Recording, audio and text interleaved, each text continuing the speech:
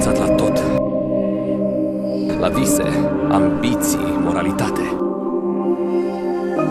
Dar n-am renunțat niciodată la tine. Mi-au rămas doar câteva ore, dar voi reuși să iau miraculosul Buburuzei și pe cel al lui Motan Noir. O să unesc bijuteriile magice ca să-mi pun dorința care te va întoarce la mine.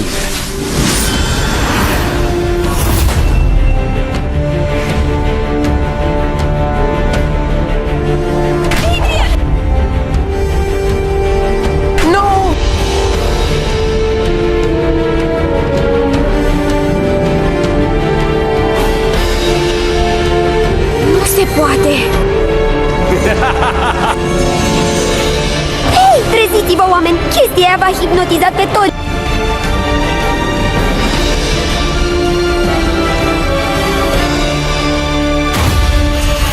Nuru, aripile negre.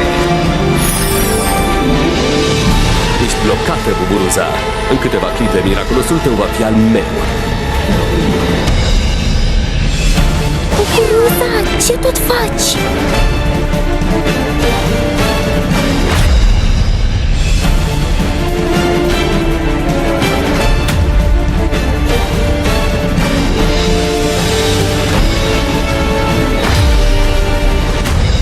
Nu mai poți face nimic să mă oprești acum.